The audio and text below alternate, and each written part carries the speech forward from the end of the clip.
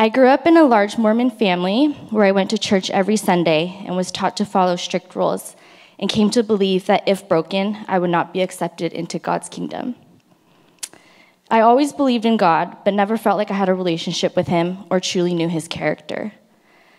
I only went to church and participated in church activities because I felt like I had to. So I stopped going to church when I was in middle school, when I felt like I was old enough to make that decision for myself. I decided I was done with God and anything to do with religion. This was also about the same time that my parents were getting a divorce. My dad at the time lived in Hong Kong, and the rest of the family had moved to the States. My dad eventually remarried, and my relationship with him at this point was non-existent.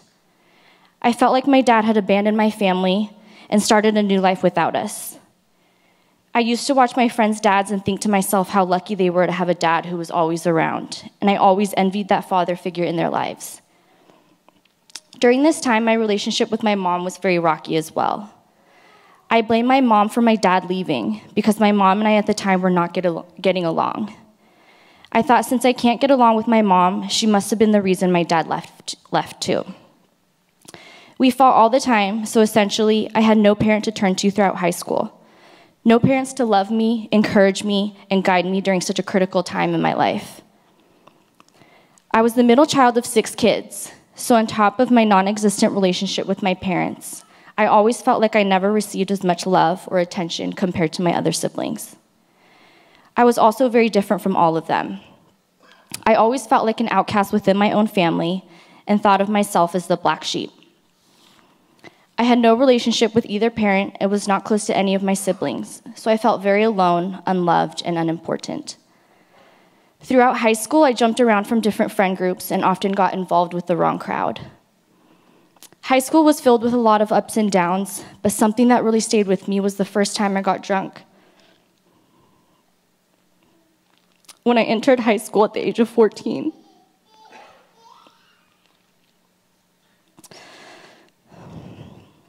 This also became the time that I lost my virginity, and this was without my consent. This added to my thoughts of feeling alone and unworthy. I attended church here and there because there were times where I didn't know where else to turn to.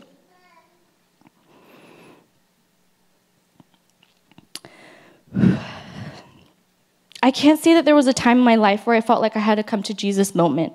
But it was more of me stumbling into Jesus after a long journey of feeling unworthy and unloved. There was one significant event that stood out to me when I had first moved down to LA a little over 2 years ago. I was driving drunk and got into a car accident. It was a miracle that I didn't get a DUI, and a bigger miracle that no one got hurt.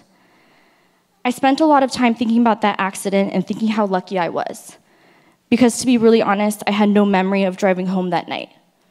No memory of getting into my car and driving 30 minutes on a freeway in order to get home. I remembered back to all of my irresponsible college days where I drove myself home even though I was blacked out drunk.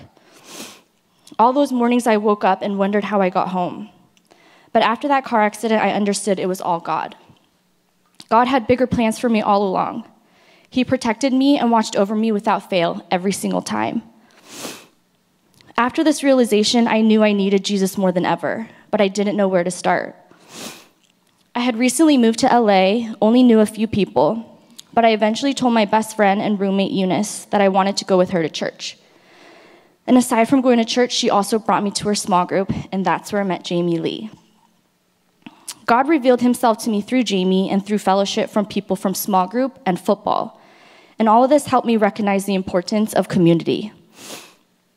God used people in my life to show me his love, and these relationships that God has provided has been so powerful in transforming my life. Jamie started a Bible study for me, which opened an opportunity for me to grow my faith tremendously and to grow a community that I so desperately needed.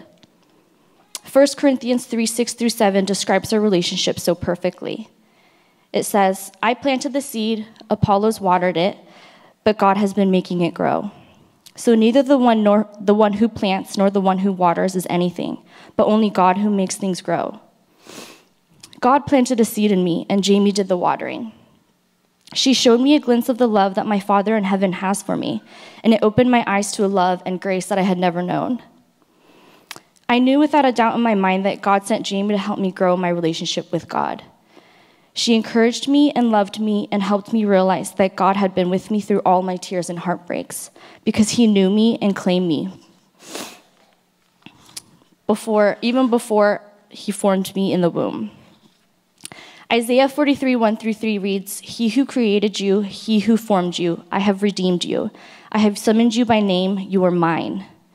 Jamie helped me recognize that God was with me through it all because I was claimed from the very beginning.